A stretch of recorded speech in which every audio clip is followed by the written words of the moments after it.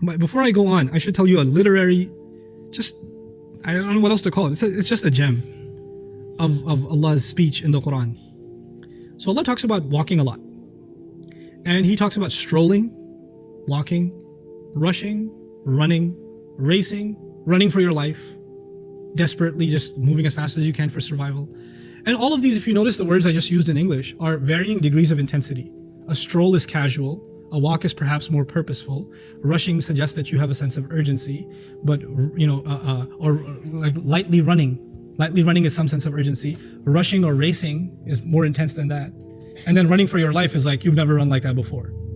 But notice how it's used. Siru fil ard. Casually stroll in the land. Be relaxed on the earth. This is actually just to take it all in. Right? Take it all in. Famshu fi manakibiha here wa kulu min rizqihi. For the pursuit of rizq, which is more, what is rizq by the way? Sustenance. So go into its depths of the earth and eat from its provision. Eat from what it provides you. In other words, now you're going to go for purpose of what? Work.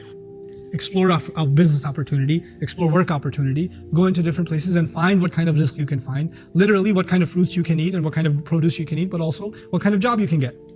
Kulu min rizqihi. That's mashi. Jum'ah time comes, he says, فَسَعَوْا إِلَىٰ ذِكْرِ اللَّهِ. When it comes to remembering Allah, you shouldn't just walk. And don't just stroll. Rush. Rush a little bit. Make some effort. Run. Sa'a actually means to rush into something. And to make effort to get somewhere. From sa'i. وَسَعَى لَهَا سَعْيَهَا, Quran says. So it's a little more intense. Then he says, سَارِعُوا إِلَىٰ مَغْفِرَةٍ مِّن رَبِّكُمْ. Rush as much as you can. Rush against each other to get forgiveness. And then he goes even further sometimes and intensifies it and says, سَابِقُوا إِلَىٰ مَغْفِرَةٍ مِّن رَبِّكُمْ. Beat each other to the finish line to get forgiveness from your master. So we started with strolling and the goal for strolling was just to enjoy the earth. The rizq was walk. Jumu'ah, which is good for your deen and good for your dunya. What does he say? Rush. Then race. Race for what? Forgiveness. Forgiveness. There's one left. Run for your life. فَفِرُّوا إِلَى اللَّهِ. Run desperately like nobody's business to Allah. SubhanAllah.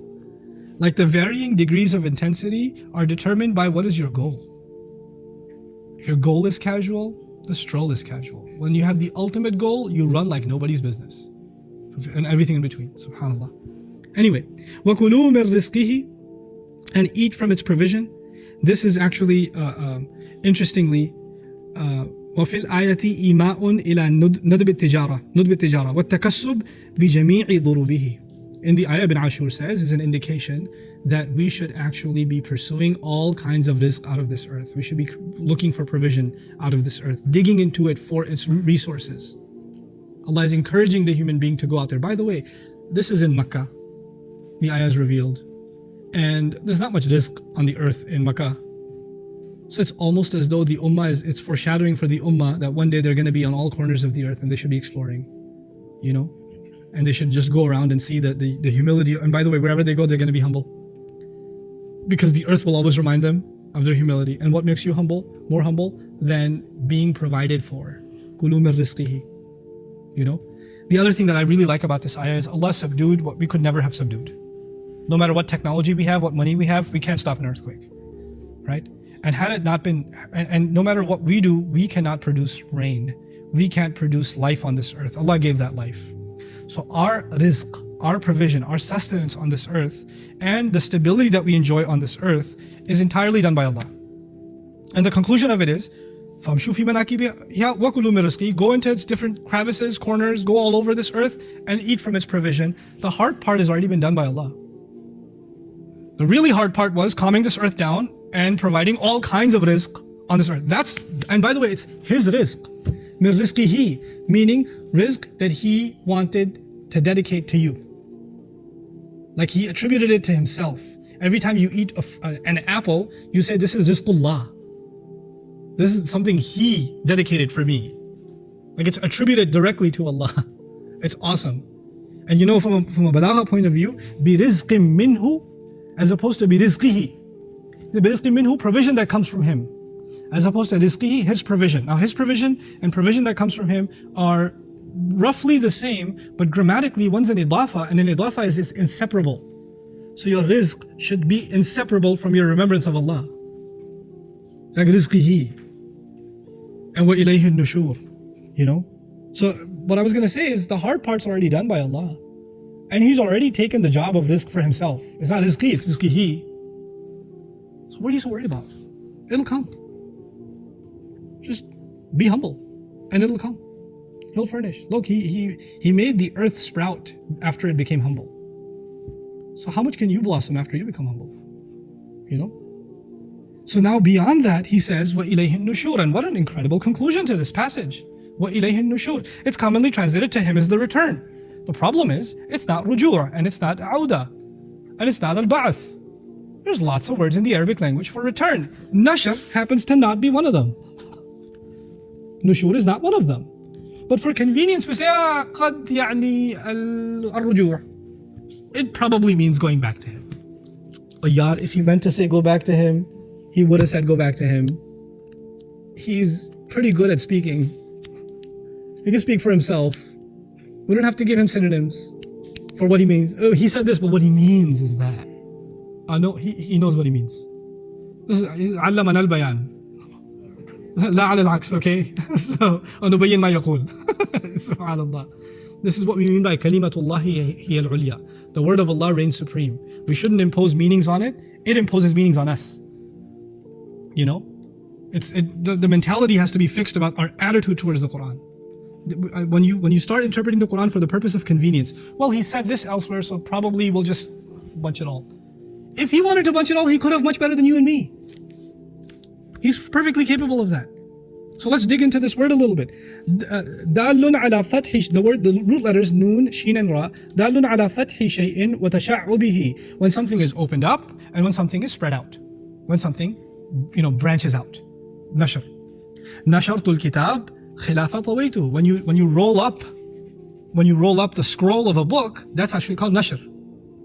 And tawi is actually to open it up, to unroll, to unfold. نشرت الأرض أصابها الربيع. Now the second meaning, the earth experiences nushur when it springs, when it blossoms. It's actually got a positive meaning. Nushur has as opposed to, jama', ilayhi al-jama', ilayhi al-hashr. Nushur is actually spreading out and blossoming. Now keep these two meanings in mind. By the way, an Arabic figure of speech, قَدْ ضَمَّ نَشَرَهُ. A person who's taking care of all of his business, everything that's spread out about him, he's put it all together. He's got all the moving parts working together, he's put them all together. The expression for that is قَدْ ضَمَّ نَشَرَهُ. يُقَالُ لِمَنْ جَمَعَ أَمْرَهُ. النشر الريح. النشر الريح الطيبة. A wind that spreads is actually الريح الطيبة is one of the words for النشر. And by the way, nashr also comes in the meaning of al-hayat, life. So ilayhi nushur, to him is the second life also. But now let's combine these meanings and figure out what's being said here. One, to open things up and to spread them out. Two, for them to blossom, for things to blossom. Right? Ar-Rabi'a. Is this passage, I was suggesting humbly, Allah knows best, these ayat, are they talking to all humanity or the believer? The believer. Go out, spread out in the land, get your rizq. And by the way, all of your spreading out will return back to Him anyway. No matter how far you spread, you're going to come back to Him anyway. And no matter how much you blossom, the ultimate blossoming in life is going to be when you come back to Him. وَإِلَيْهِ النُّشُورِ. And إِلَيْهِ النُّشُورِ also suggests all the spreading out that you do and all the blossoming that you do, the credit will keep going back to Him. يعني إِلَيْهِ يُنْسَبُ النُّشُورِ. All of it will be attributed back to Him. He'll get the credit every time.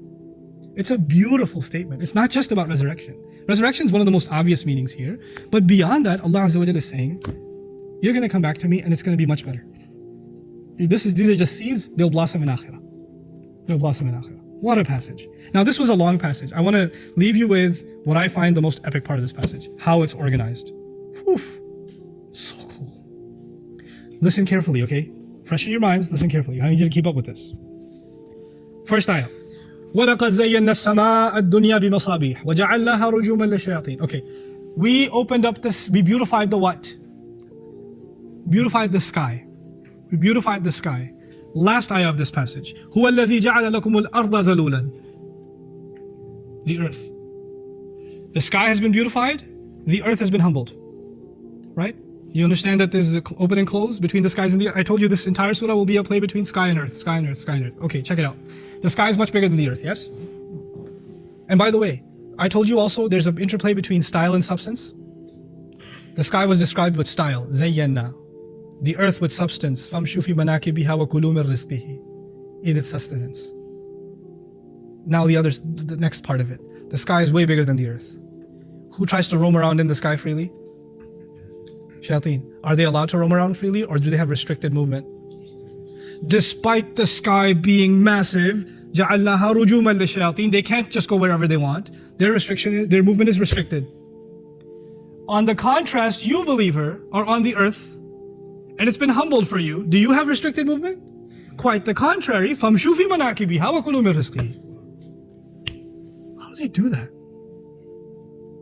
And then, okay. The rizq of this world. Give me some examples. Fruits, water, drinks, milk, honey. Are these things a preview for what is to come in where? Keep that thought in your mind. These things are a preview of what is to come in Jannah. Okay, let's go back up to the sky. First ayah. The sky has been made rujuman lishayateen. Things that are cast, like stones cast at devils. They are made of fire. Those stones that are cast at them are made of fire. When someone's being hit with fire, what is that a preview of? So that ayah says that they are getting a preview of Jahannam, and they're going to end up there anyway. جَعَلْنَاهَا رُجُومًا لِلشَّيَاطِينِ وَأَعْتَدْنَا لَهُمْ عَذَابَ السَّعِيرِ. So the preview followed by the full scale. And by the way, the skies will give you a preview of hell, and the disbelievers will end up there also. Which is why the next passage is hellfire. So the skies, some part of it serves as a preview of hellfire, followed by an elaborate description of hellfire. On the flip side of it is the believer, who is going to get what from Allah? Ajrun kabir, Jannah. Lahum maghfiratun wa ajrun kabir. But if you want a preview of Jannah, where is the preview of Jannah? فَامْشُوا فِي مَنَاكِبِهَا وَكُلُوا مِنْ رِزْقِهِ. And the full blossoming will happen back with him. وَإِلَيْهِ النُّشُورُ. So the beginning and end of this passage is the skies and the earth, both serving as a preview. The sky serving in this passage as a preview of hell, and the earth serving as a preview of heaven. And the preview of the sky followed immediately by what it previews, hellfire. And the preview of the earth, Jannah, preceded right immediately before it, the description of Jannah, subhanAllah. And that's how this passage just forms this perfect symmetry. Perfect symmetry, subhanAllah. So with that, inshallah ta'ala, I'll give you your next break. Barakallahu li wa lakum. Wassalamu alaikum wa rahmatullahi wa barakatuh.